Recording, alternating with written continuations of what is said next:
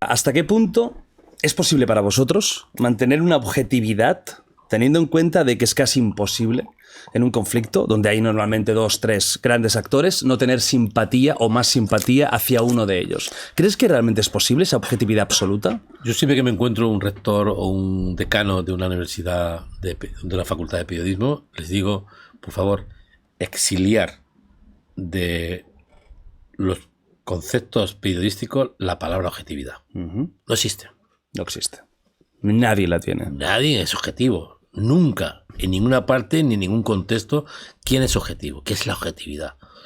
Tú estás repleto de tu propia cultura, de tus prejuicios, de tus ínfulas, de tus necesidades vitales, de todo. O sea, la objetividad no existe.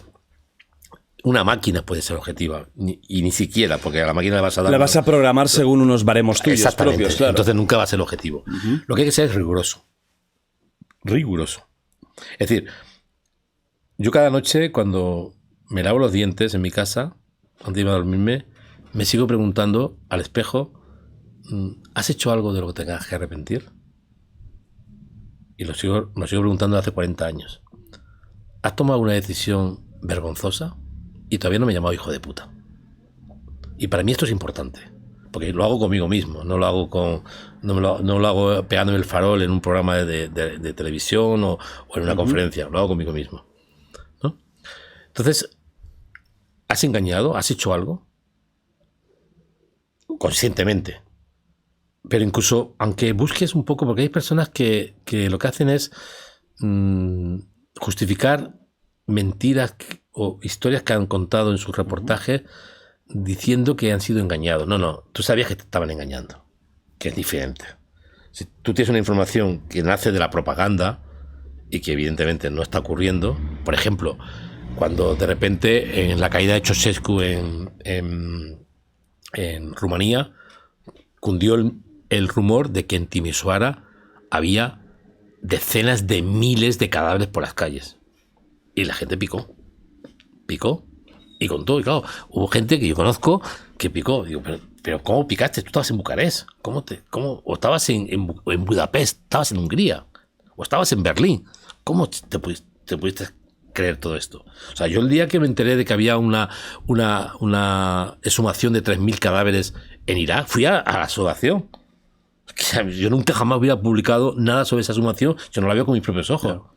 Porque no me lo había creído, porque me parecía imposible. Luego ya cuando llegué y me encontré los registros de la gente que habían sacado y los nombres de la gente, dije, buf, esto es brutal, ¿no? ¿Crees que como no hay la objetividad, a veces podéis ser utilizados como herramienta de propaganda? Se suele utilizar muchas veces a los periodistas como objetos propagandísticos.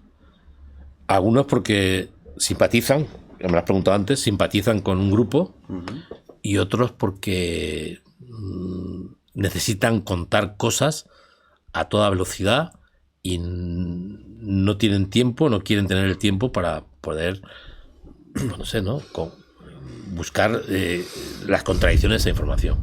Yo normalmente, a ver, mira, yo en guerras que he estado, que la propaganda, o sea, la verdad es la primera víctima de una guerra. Esto ni siquiera lo dijo un periodista, lo dijo un político a principios del siglo XX.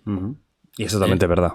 Sí, la verdad es la primera víctima de la guerra, está clarísimo. Totalmente cierto. Pero la única manera de rebelarte contra esta axioma, ¿no? Axioma de la verdad es evitar dar, digamos, facilidades a las mentiras. No dejar que las mentiras te embadurnen, te cubran y te manipulen, ¿no? Cada día antes de escribir mi crónica en Sarajevo, yo escribía cada día una crónica, me iba a la morgue. Y ahí contaba los cadáveres. Y a veces llegaba a la morgue, pedía el libro de registro, me encontraba a los trabajadores de la morgue borrachos perdidos y me decía, no, hoy entras dentro y los cuentas. Yo pedía los libros porque en los libros ponía día tal, la edad, ahí podía saber la edad, el sexo y el nombre.